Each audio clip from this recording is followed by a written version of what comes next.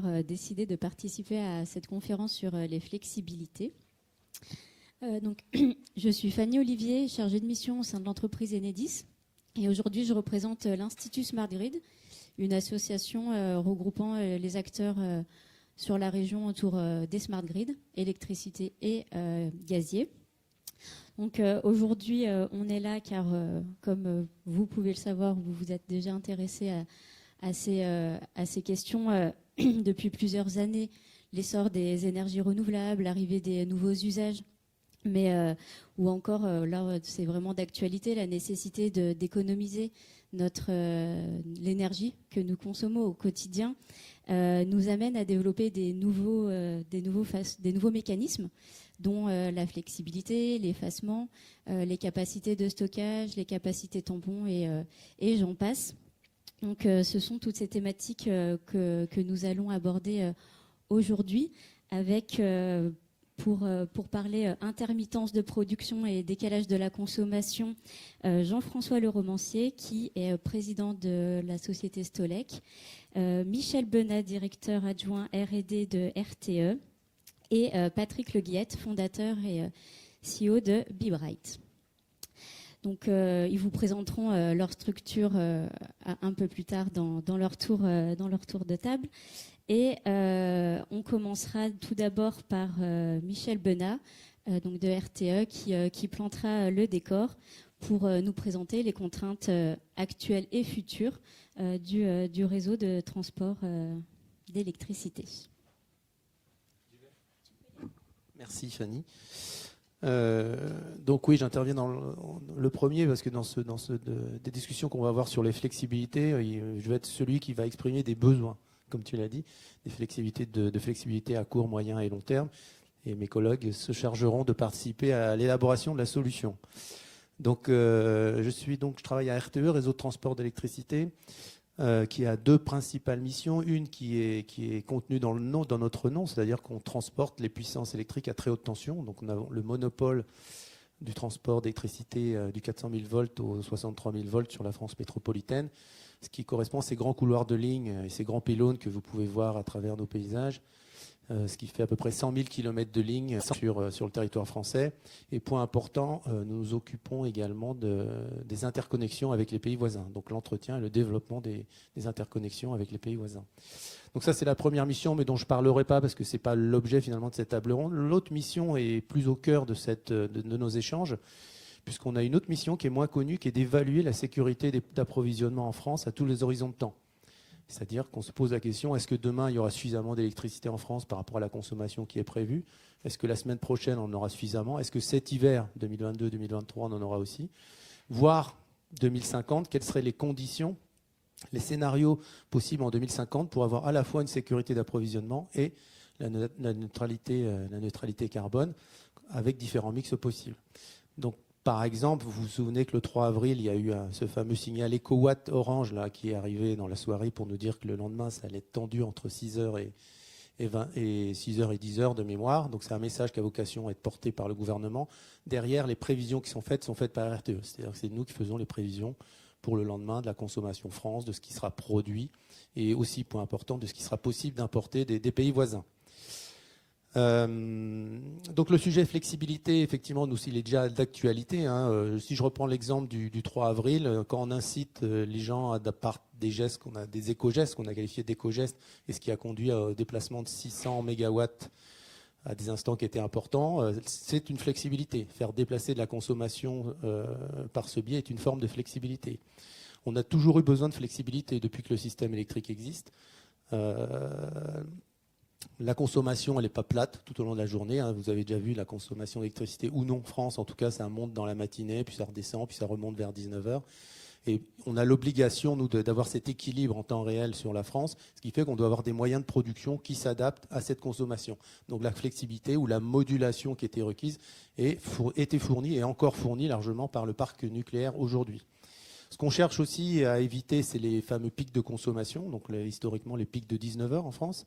parce qu'un pic de consommation, ça veut dire qu'on va dimensionner l'ensemble du système électrique sur ces pics, que ce soit en production, donc quitte à démarrer des centrales d'appoint à gaz ou autres. Et puis, ça dimensionne aussi le réseau par rapport à ces pics. On dimensionne par rapport à une heure un peu particulière qui fait qu'on aurait besoin de dimensionner l'ensemble des moyens de production et de réseau par rapport à ce pic.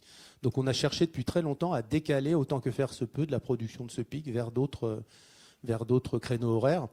Et l'exemple, alors qui n'est pas technologiquement up-to-date, mais tout ce qui est ballon d'eau chaude, tout ce qui est report de la consommation via des signaux tarifaires depuis la fin de journée vers la nuit, signaux qui sont envoyés par Enedis aujourd'hui et qui permettent de décaler énormément de consommation, est aussi une forme de flexibilité. Alors, ce n'est pas de la flexibilité temps réel, c'est du décalage de quelques heures, mais c'est aussi un levier de flexibilité. Donc ces leviers de flexibilité, ces besoins, on les a toujours eus, on les a aujourd'hui. Ce qui est intéressant peut-être par rapport à notre discussion, c'est comment on va se projeter à l'avenir et quels seront les futurs besoins de flexibilité. Donc il se trouve qu'on a fait un rapport qui nous avait été demandé par la ministre Barbara Pompili l'année dernière. Enfin, il nous a été demandé il y a 2 ans, on a mis 2 ans à le faire avec une large concertation. Il a été remis en octobre à la ministre. Ça s'appelle Futur énergétique 2050, vous avez peut-être entendu parler, où on va présenter différents mix électriques possibles à l'horizon 2050 qui permettent d'assurer la sécurité d'approvisionnement et la neutralité carbone. Et en même temps, par rapport à chaque scénario, on va y associer des besoins en flexibilité. Et selon les scénarios, on va avoir plus ou moins besoin de flexibilité. Depuis le 100% ENR, donc c'est le scénario où il n'y a plus du tout de nucléaire, jusqu'au scénario où il y aurait beaucoup plus de nucléaire qu'aujourd'hui, donc peut-être scénario plus 14 EPR, là, comme on en entend parler aujourd'hui. Donc il y a des besoins de flexibilité qui vont être différents. Néanmoins, il y a un point commun entre tous ces scénarios, c'est que le besoin de flexibilité va grandir énormément. C'est-à-dire qu'on pense qu'il va être multiplié par 5 ou 6 avec une accélération forte à partir de 2030-2035. Donc aujourd'hui, on arrive à tenir, entre guillemets, avec le nucléaire qui module, les importations du reste de l'Europe, qui sont déjà très importantes, qui seront encore plus importantes à l'avenir. Être capable de jouer, de faire respirer le système en important plus ou moins d'électricité des pays voisins, c'est un levier de flexibilité. Donc là, aujourd'hui, d'après nos simulations, ça pourra tenir un certain temps. En revanche, quels que soient les scénarios, les mix électriques qu'on aura en 2050, ça va ne faire que croître avec, comme je le disais, des accélérations à partir de 2030-2035. Et ce qu'on voit, c'est qu'on va devoir élargir la gamme des outils de flexibilité. On ne pourra plus se contenter du nucléaire s'il est encore là et des importations, mais on devra avoir d'autres leviers. Donc on a identifié la modulation de la demande, ce qu'on appelle aussi l'effacement ou le décalage. Ça sera peut-être aussi du stockage qui sera plus ou moins requis selon les mix visés. On pourra aussi avoir des centrales d'appoint. Alors c'est des centrales thermiques qui ne fonctionneront pas avec du gaz naturel mais avec du gaz de synthèse qui pourrait être du méthane à court terme et de l'hydrogène à moyen long terme. Et tout ça fait que quoi qu'il arrive, quel que soit le mix qui va arriver, et on aura de plus en plus de renouvelables, il nous faudra de plus en plus de leviers de flexibilité. Donc ça, c'est le premier point. Quel que soit le choix de notre politique énergétique, nous aurons besoin de plus de flexibilité. Deuxième point qui est important, quand on pense à la flexibilité, on pense souvent à une réaction temps réel. C'est-à-dire qu'il y a un déséquilibre sur le système, vite il faut s'effacer, vite il faut faire quelque chose. Nous, ce qu'on identifie, c'est qu'il y a différentes sortes de flexibilité. Il y a bien cette flexibilité requise en temps réel, comme on l'a vu du jour pour le lendemain, là où il faut que les consommateurs s'effacent. Mais on sent aussi que selon les mix électriques, on a besoin de flexibilité à l'intérieur même d'une journée. Si on a beaucoup de photovoltaïque, ça paraît évident, mais ça se calcule les reports jour-nuit. Si on a beaucoup de photovoltaïque, on a aussi besoin de flexibilité saisonnière, c'est-à-dire entre l'hiver et l'été, on sent bien qu'on va beaucoup produire l'été avec du photovoltaïque, avec une consommation qui soit moindre en hiver. Comment va-t-on faire pour déplacer ou lisser l'ensemble du système production-consommation de l'hiver vers l'été? Donc on a besoin de différents leviers de flexibilité qui vont jouer à l'intérieur d'une journée sur l'autre, à l'intérieur d'une semaine sur l'autre. Ça, c'est l'impact de l'éolien notamment. L'effet jour-nuit, je l'ai mentionné. Après, on a l'effet saisonnier, voire après des effets d'une année sur l'autre, parce que l'éolien peut être variable d'une année sur l'autre en fonction des conditions de vent. Donc, je m'arrêterai là. Donc, avec 2 messages, les besoins de flexibilité vont énormément grossir, quel que soit le mix. Et ne nous arrêtons pas aux besoins de flexibilité en temps réel, mais il faut penser aussi des flexibilités qui vont jouer d'une saison sur l'autre, d'une journée sur l'autre, même à l'intérieur d'une semaine. Merci Michel. Alors Jean-François, pouvez-vous nous parler de Stolect et de la solution que vous déployez pour répondre aux flexibilités. Merci Fanny. Donc je représente la société Stolect, qui est une start-up industrielle qui développe une solution de stockage massif stationnaire de l'électricité. Alors comme l'a dit Michel, c'est vrai que le besoin de RTE, donc c'est la flexibilité, c'est pas forcément une solution de stockage. Le procédé Stolect, c'est un procédé, c'est ce que l'on appelle une batterie de Carnot. On connaît tous les batteries électrochimiques en solution de stockage.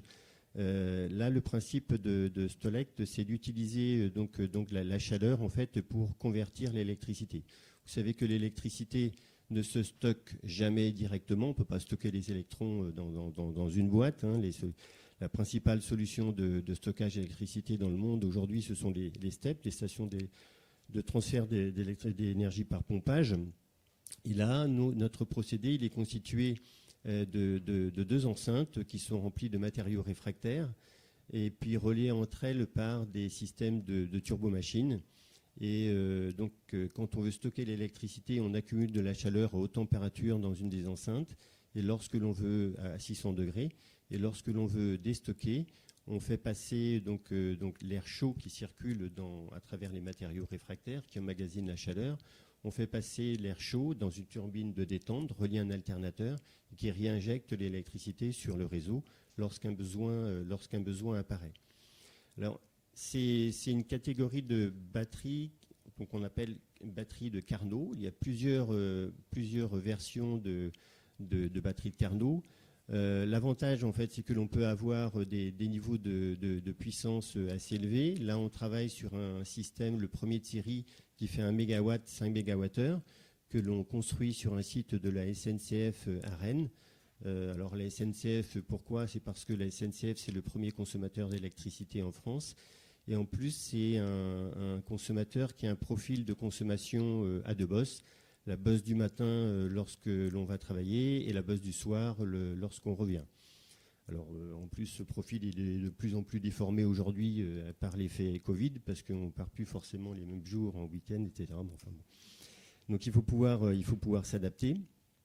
Alors l'avantage de cette solution de stockage, c'est que elle utilise des matériaux réfractaires qui sont des céramiques ou des basaltes, des matériaux naturels qui sont disponibles partout dans le monde. Et elle utilise aussi des turbomachines de conception spéciale, mais enfin des machines tournantes que l'on sait faire depuis fort longtemps dans les centrales à gaz, notamment. Et dans toutes les centrales, d'ailleurs, que ça peut être des turbines à vapeur également. Mais en tout cas, ce sont des systèmes que l'on connaît bien.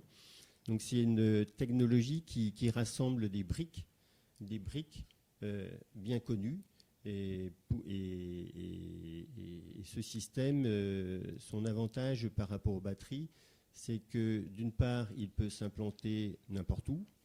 Ce sont des matériaux qui sont facilement disponibles et sur lesquels il n'y a pas de criticité, comme on le voit en ce moment, hein, la criticité des matériaux.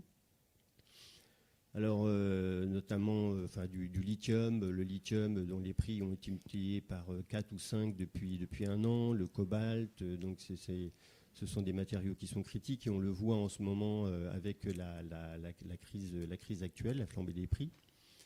Alors, le stockage comme solution de flexibilité, je me souviens d'une expression d'un ancien président de RTE qui a introduit le mot stockage dans le vocabulaire du RTE, parce que souvent il insistait. Donc effectivement, nous, on n'a pas besoin de stockage, on a besoin de flexibilité. Alors c'est vrai que pour les solutions de stockage massif d'électricité, pendant longtemps, l'opportunité de marché n'était pas là. Aujourd'hui, le contexte évolue grandement. Pourquoi ?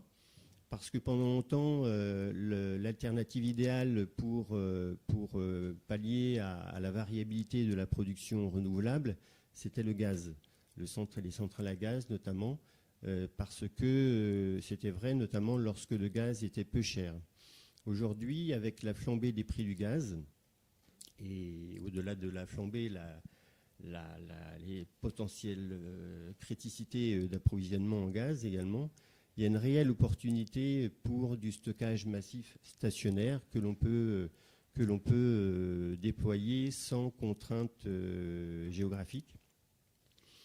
Et aussi, il y a aussi donc une opportunité de prix, parce que les prix de l'électricité ont flambé justement à cause du coût marginal de production sur les marchés, du coût du marginal de production à partir des centrales à gaz, et aussi parce qu'on a un spread, donc les écarts de prix journaliers qui sont très très importants.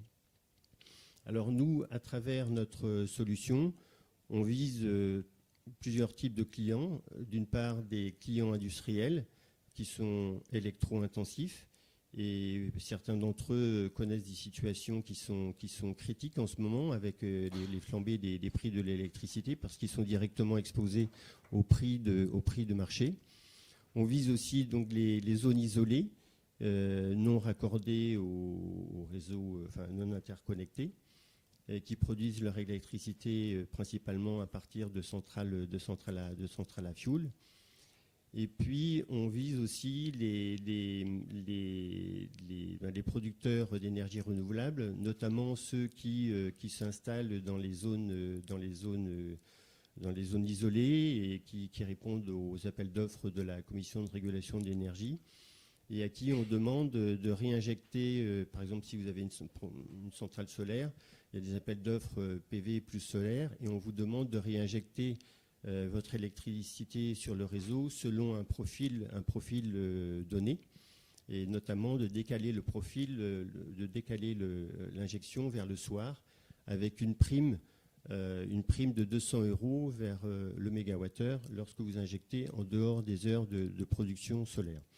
Donc voilà les clients que l'on vise principalement à partir de cette technologie, qui est complémentaire par rapport aux batteries électrochimiques, je dois le souligner. C'est que les batteries électrochimiques, celles qui sont raccordées en France par exemple sur le réseau, elles répondent à ce qu'on appelle Michel en parlerait mieux que moi, mais elles ont une capacité de réponse de l'ordre de la milliseconde. Elles répondent au service système, plutôt pour du contrôle de fréquence sur la réserve primaire et secondaire. Tandis que nous, on constitue plutôt une réserve d'énergie, et avec cette capacité à dissocier la puissance qui est fixée par les turbomachines et l'énergie qui est fixée par la taille des enceintes. Voilà. Donc, en conclusion, ce que je voudrais dire, c'est qu'aujourd'hui, on pense qu'il y a une réelle opportunité pour développer de nouvelles technologies de stockage sur des durées qui peuvent stocker sur des plus longues durées, 5 heures, 10 heures, voire quelques jours. C'est aussi tout à fait possible dans notre cas.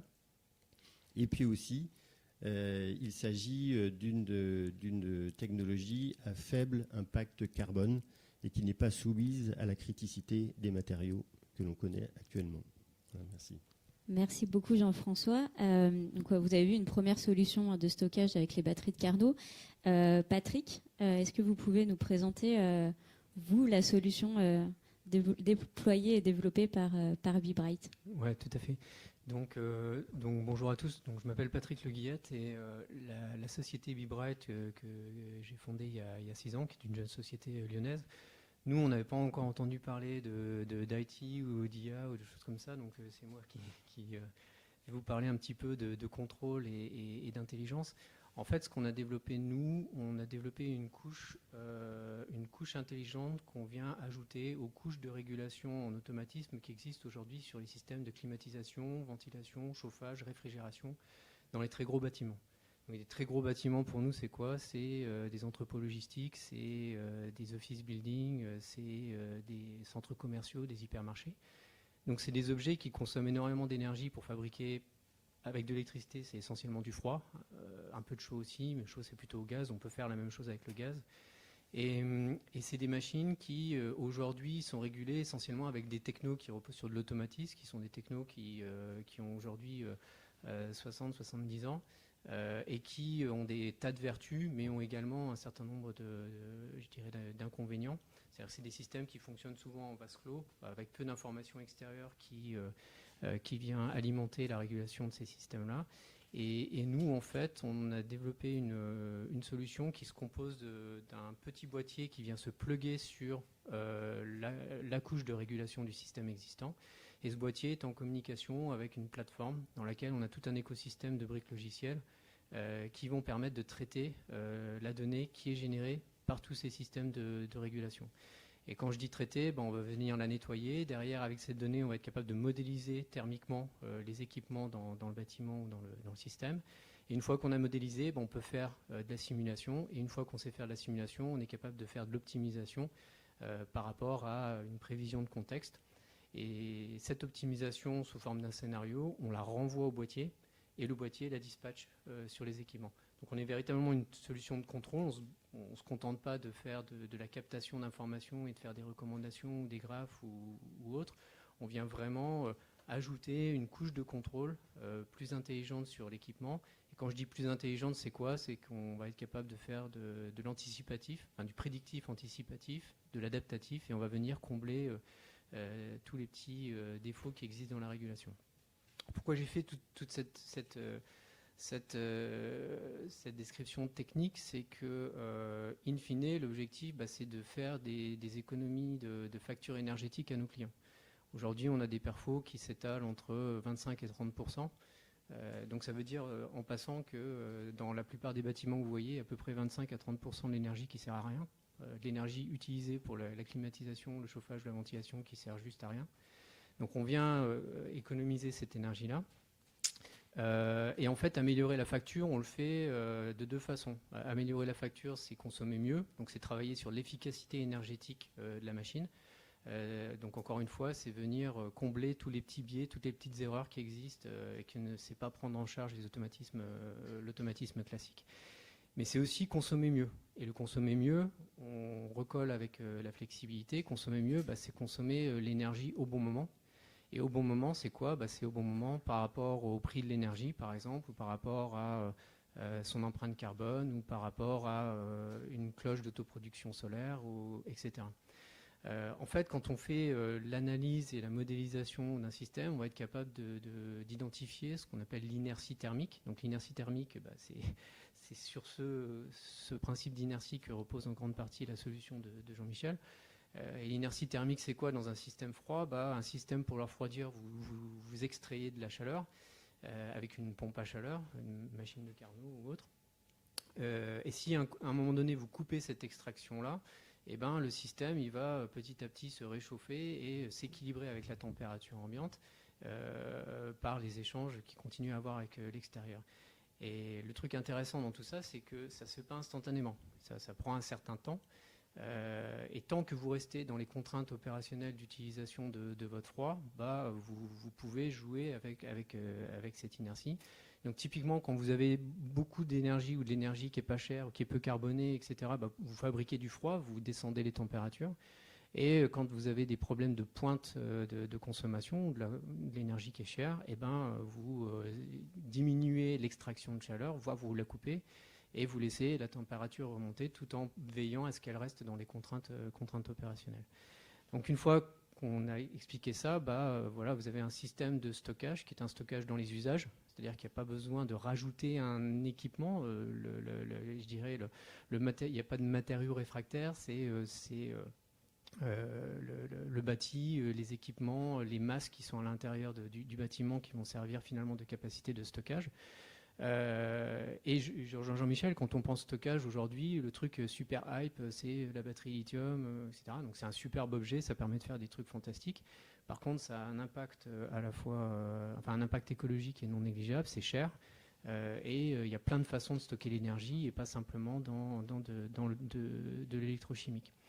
Et après, même si on se ressemble dans nos solutions par rapport à Jean-Michel, ce qu'il faut Jean-François. C'était Michel et Jean-François, désolé. Ce qui est intéressant, c'est qu'il y a des avantages et des inconvénients des deux côtés. Un système comme celui de Jean-François, ça va être un système de stockage que vous rajoutez à un consommateur.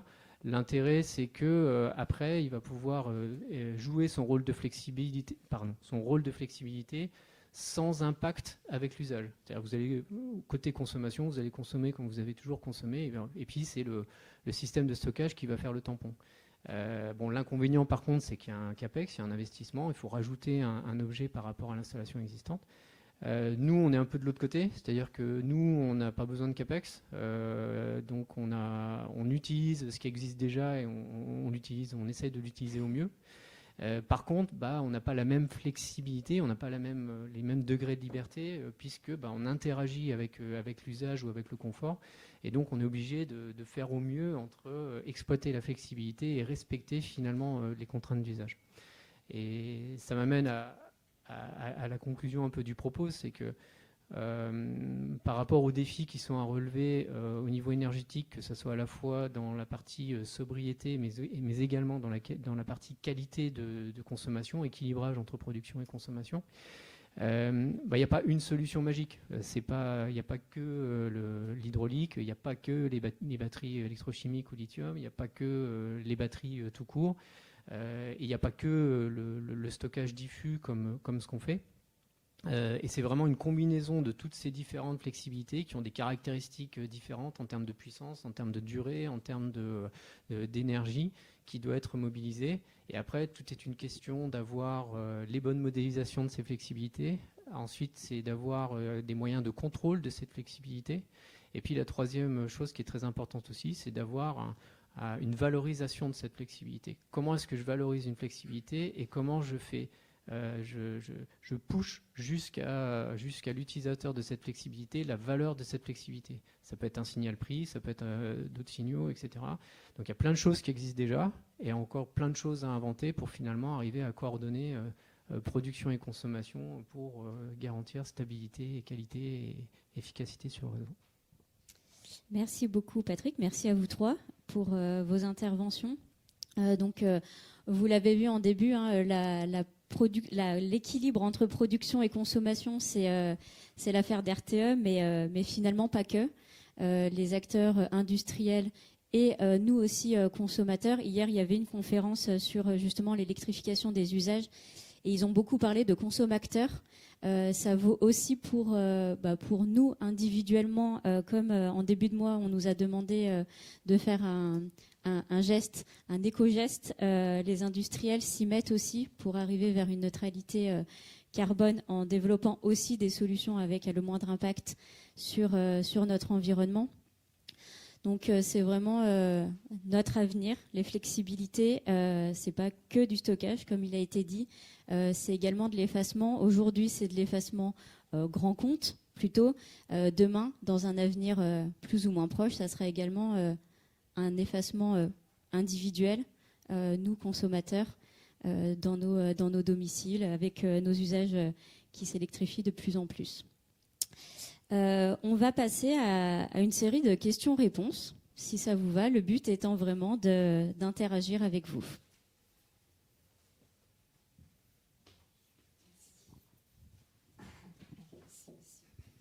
Bonjour, je ne travaille pas dans ces domaines-là, donc c'est des questions de novice que je vais vous poser.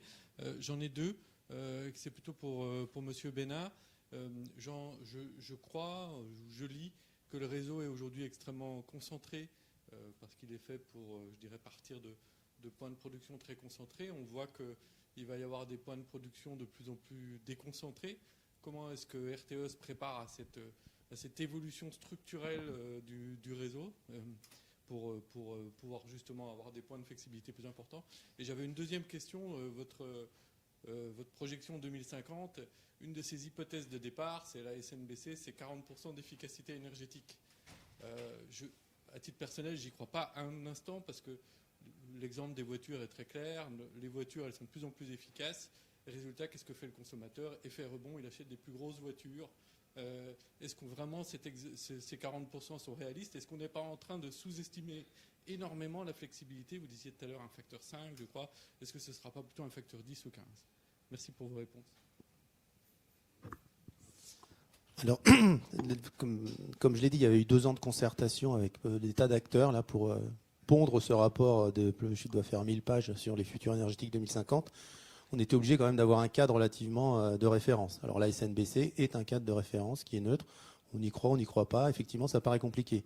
Mais ça reste quand même le moins 40%. La plupart des gens, effectivement, à qui j'en parle, disent que ça, même les plus militants ont déjà du mal dans leur quotidien à faire tous les gestes que c'est nécessaire pour y arriver. Donc ça sera un vrai challenge et c'est sûr que ça sera à suivre de près. Néanmoins, ça correspond aux chiffres qu'on voit un peu partout. Au niveau des régions, au niveau des villes, il y a toujours ce moins 40, moins 50% en énergie. C'est bien en énergie, c'est pas en électricité, qui conduit à une augmentation de la production d'électricité ou de consommation de 30% et l'électricité passerait de 27% de l'énergie à 50% d'ici à 2050. Alors il y a des choses qu'on connaît, par exemple passer d'un véhicule essence à un véhicule électrique, on gagne quand même déjà un facteur 3 en termes de performance. Donc il y a peut-être comme ça plein de champs où on va avoir les mêmes usages, mais peut-être avec une performance énergétique qui sera meilleure. Mais je suis d'accord avec vous, je ne signerai pas aujourd'hui les yeux fermés sur le fait qu'on va atteindre ces moins 40% en 2050. Après, sur la première question, donc c'est vrai qu'on dit toujours qu'on a un réseau centralisé, alors que nous, on a l'impression qu'on doit être présent dans tous les départements de France. C'est un réseau qui, si vous le regardez, c'est comme une toile d'araignée et qui maintenant est connecté à tous les voisins européens et qui est connecté de plus en plus à l'Est, puisqu'on a reconnecté l'Ukraine là, le 16 mars dernier. Donc on a un réseau de plus en plus étendu. Alors c'est vrai qu'avec Enedis, puisque 95% des ENR sont raccordés au réseau de distribution, c'est un vrai challenge que d'arriver à se projeter par rapport au raccordement de ces moyens de production. Historiquement, les moyens de production venaient un peu comme ils pouvaient et puis on était obligé de les raccorder. On a considéré que c'était quand même pas optimal. Donc maintenant, on a des dispositifs où on planifie à l'avance les zones où seront raccordés un certain volume d'ENR.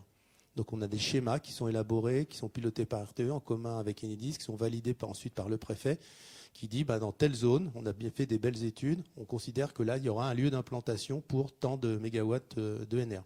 Et nous, on s'engage à ce que le réseau soit présent en temps voulu. Donc on revient sur ce mot qu'on avait mis de côté depuis quelques années, j'ai été très déçu, c'était le beau mot de planification. Moi, quand je démarrais dans les fin du siècle dernier, on parlait de planification, puis après on se trouvait peut-être que ça faisait trop Gosplan ou autre, donc on était plus sur le marché. Là, je trouve qu'on revient sur des fondamentaux où on voit que dans le domaine de l'énergie, il est quand même important de planifier les choses. Donc c'est un vrai challenge compte tenu du volume. Moi, je ne connais pas les quantités côté Enedis, mais c'est un nombre de raccordements gigantesque chaque année en termes de nouveaux moyens de production. Côté transport, c'est un peu plus facile parce que nous, on est au-dessus, donc on vient sur des hubs, donc on vient sur du renforcement, mais en amont. Donc c'est un peu plus prévisible. Mais on le planifie complètement maintenant. Donc c'est plus un effet volume qu'un effet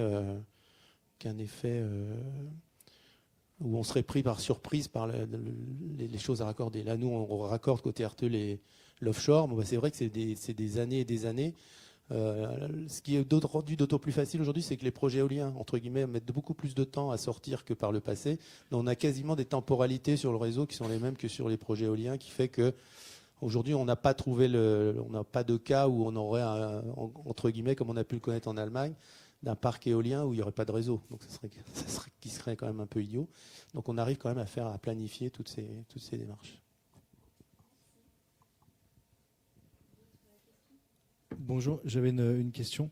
Peut-être que vous avez déjà répondu à cette question au début, mais j'aimerais savoir comment vous pensez piloter la flexibilité dans les prochaines années.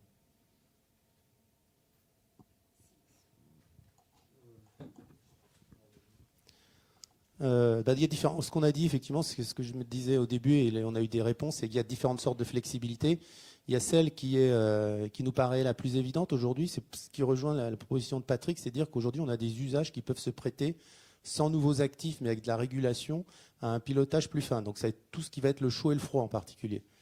On a parlé d'inertie thermique dans le froid, mais il y en a aussi dans le chaud. On pourrait imaginer d'avoir soit du pilotage à distance, soit des régulations natives au sein des équipements, même chez vous, sur vos chauffages électriques, sur vos frigos, sur vos congélos, qui fait qu'à certains moments, automatiquement, ils vont se couper ou moduler leur consommation tout en restant dans la fameuse plage de fonctionnement qui fait que le congélateur ne va pas se mettre complètement à passer à plus 10 degrés.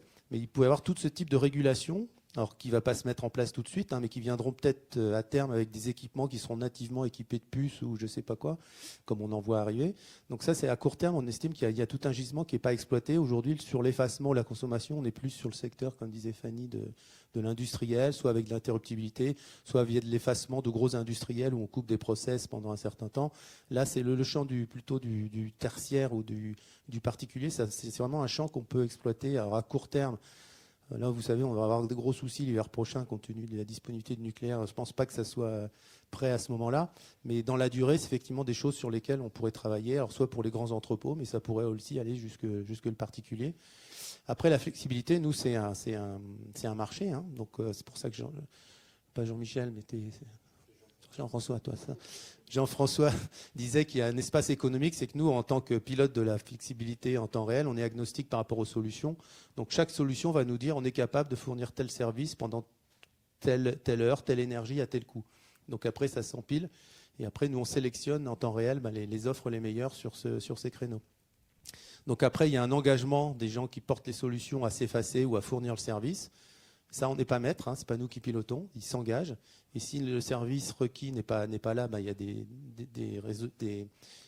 des pénalités après coup qui s'appliquent, sachant qu'en temps réel, si la personne qui s'est engagée n'était pas là, nous, on doit trouver d'autres solutions, parce que sinon le système s'écroule. Donc, in fine, en dernier lieu, c'est nous qui devons mettre en œuvre les solutions d'urgence qui peuvent aller à des solutions classiques qu'on n'a pas beaucoup connues. C'est du délestage progressif, voire tournant sur certains secteurs français. Juste pour compléter la question sur une ou deux autres dimensions, sur le pilotage de la flexibilité, en fait, il y a un petit peu deux façons de piloter de la flexibilité. Alors, ça ne veut pas dire qu'il n'y en a pas d'autres, mais aujourd'hui, il y a un peu deux façons. Il y a une façon directe, c'est-à-dire que vous avez un intermédiaire ou le gestionnaire du réseau directement, voire un intermédiaire, un agrégateur d'effacement, etc., qui vous envoie un signal ou qui vous envoie une information en vous demandant de vous effacer ou de moduler votre consommation par rapport à certains requirements. Et il y a une autre façon qui est indirecte, c'est un signal prix. Alors c'est assez peu connu, vous avez un certain nombre d'acteurs, c'est pas de la science-fiction, vous avez un certain nombre d'acteurs qui ont une partie de leur consommation qui est directement indexée sur ce qu'on appelle le prix de marché spot, DED, et on peut même aller encore plus loin. Donc en fait, c'est quoi? C'est le marché sur lequel les fournisseurs viennent approvisionner leur dentelle. Voilà. Et l'intérêt sur ce marché-là, c'est que c'est un prix qui varie toutes les heures. Et alors, il y a un an, sur le spread, il y avait pas sur le spot, il n'y avait pas grand-chose parce que le spread était peut-être de 30 ou 40 euros par mégawattheure, donc ce qui n'est pas très intéressant. Mais là, avec l'envolée des prix, on a des spreads aujourd'hui qui dépassent les 100 euros le mégawattheure. Et je parle du spread, je ne parle pas de la valeur.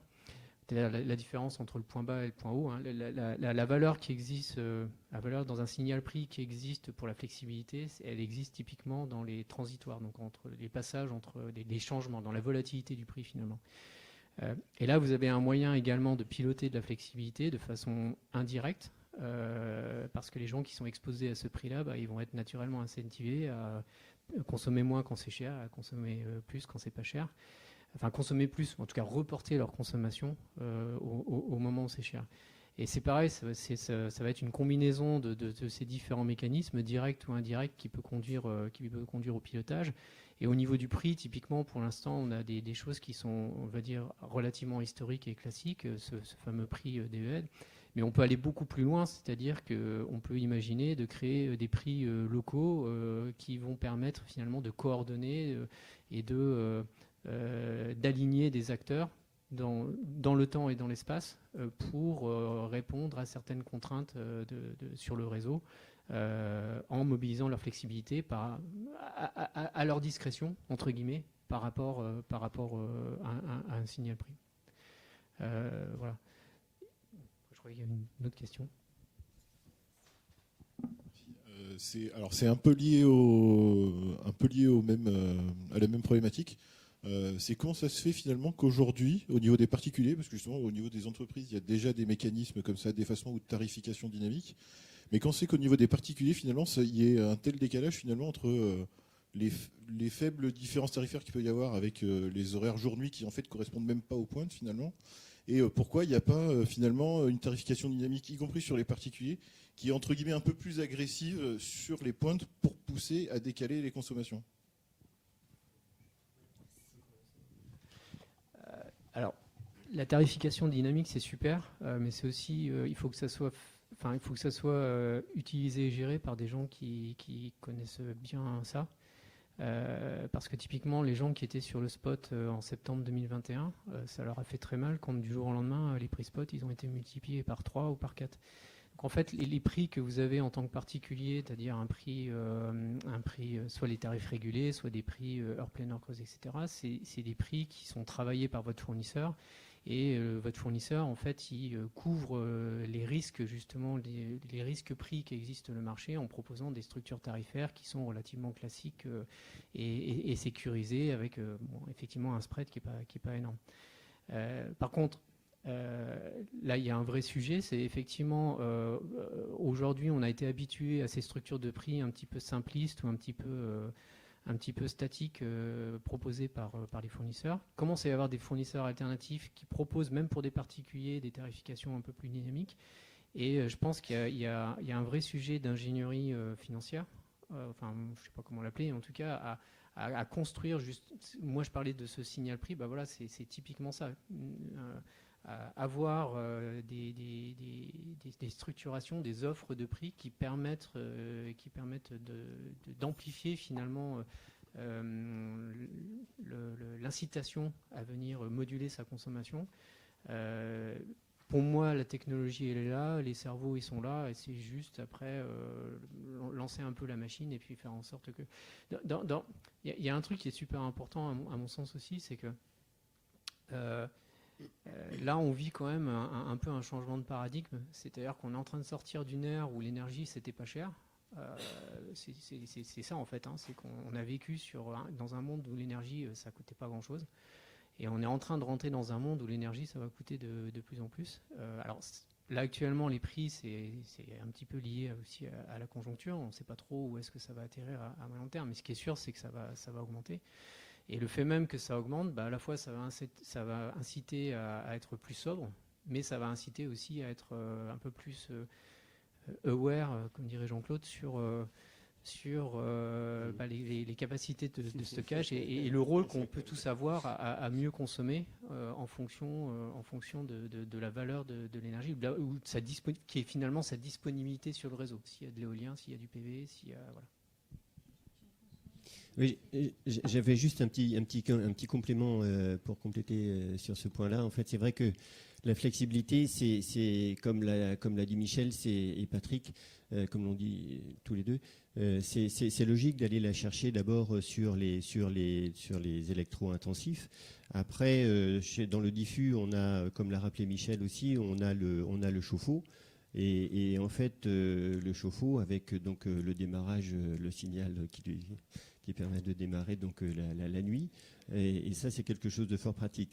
Quand on parle de tarification dynamique, c'est pas évident pour le consommateur. Alors, il y a des acteurs qui s'intéressent néanmoins à l'effacement diffus. Hein. Il y en a un qui existe en France qui s'intéresse à l'effacement diffus. Je crois qu'il n'y en a qu'un, c'est Voltalis. Mais le problème aussi pour le diffus chez le particulier, c'est qu'il faut que les choses soient très lisibles. Alors on peut imaginer souvent des déploiements de boîtiers complémentaires chez les particuliers. Les boîtiers ont néanmoins un certain coût et l'économie en face du coût du boîtier, elle n'est pas forcément au rendez-vous. Alors que sur un entrepôt frigorifique, vous allez peut-être déployer quelques équipements de mesure ou de pilotage, mais c'est rien par rapport aux économies que vous allez réaliser. On va prendre une dernière question parce qu'après on va libérer la salle.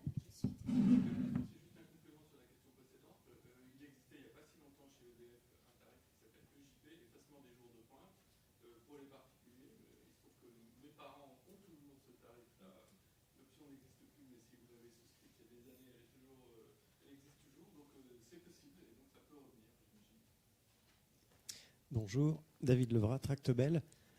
Selon tous les scénarios RTE de mémoire, une des solutions de flexibilité, c'est 3 gigawatts de turbinage-pompage, de stockage hydraulique. premier élément de question, c'est la stabilité de ce chiffre de 3 gigawatts de stockage hydraulique par turbinage, pompage, malgré la variabilité des scénarios envisagés, m'interpelle. Si vous avez des éléments de clarification, je suis preneur.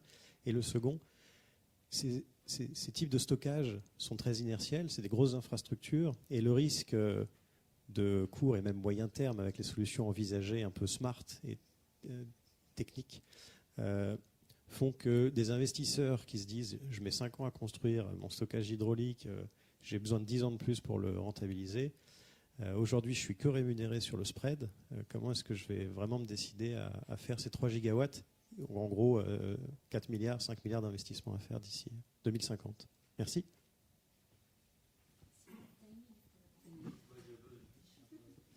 Effectivement, on a pris un invariant dans tous les scénarios qui concernent à la fois les steps, qui concernent les imports. Finalement, c'est des choses qui varieront peu. Sur l'hydraulique, on considère qu'il y a peu de construction, enfin d'actifs supplémentaires à gagner sur la France. Donc effectivement, on l'a mis comme un invariant et après donc on le considère comme des flexibilités qui seront là quels que soient les scénarios et après on va varier sur d'autres leviers. Après, moi, j'ai pas la réponse sur les investissements parce que j'allais le dire par rapport la tarification dynamique. Aujourd'hui, on a un vrai souci quand même sur les signaux d'investissement long terme, quels qu'ils soient. Et c'est ce que nous prouvent aujourd'hui les marchés, c'est-à-dire que certes, la théorie voudrait que si la flexibilité coûte très cher, on va vite créer des éléments de flexibilité, sauf qu'on est dans une industrie qui est très particulière. Je reprenais le mot de planification, il faudra qu'on trouve d'autres mécanismes aujourd'hui pour inciter à des investissements long terme sur alors ça peut être des centrales à gaz qui ne fonctionnent plus une fois qu'on les a construites parce que les chiffres ont changé, donc elles sont sous cocon. Il y a quand même un problème là de mécanisme, tout ce qu'on appelait mécanisme de capacité en France ou de disponibilité, qui fait qu'on doit trouver des modes de rémunération qui fait que l'investisseur doit pouvoir se lancer en ayant la garantie effectivement qu'au bout d'un certain nombre d'années, les conditions n'ont pas drastiquement changé et qu'il peut retrouver une partie de sa rémunération. Mais pour moi, je n'ai pas la réponse aujourd'hui. Je crois que c'est une vraie question qu'aura à traiter l'Europe là, dans les mois qui viennent ou dans les années qui viennent. Je pense que là, globalement, mais nous on le voit aussi en France, on revient sur cette idée du marché qui donnerait tous les signaux adéquats et qui ferait que les solutions émergeraient comme par miracle dans l'année qui vient parce que les prix ont explosé en atteignant des 3000 megawatts, 3000 euros le mégawattheure, comme ça a été vu en France en matinée. Donc moi, j'ai pas la réponse. C'est pas nous qui bâtissons ces systèmes. Et c'est vrai qu'on a été sollicité par le gouvernement et la commission de régulation pour retravailler les mécanismes de capacité, qui sont sans doute trop opaques, trop compliqués. Il n'y a pas grand monde qui comprend l'ensemble du document. Retrouver des mécanismes qui devraient inciter à faire des investissements long terme. Alors, c'est soit le président qui décide du nucléaire, mais va se poser la question quand même de son financement. Et ça pourrait être valable sur d'autres actifs. Donc, si vous avez la solution, n'hésitez pas. J'ai vu qu'on relance le nucléaire en Belgique, donc c'est une idée.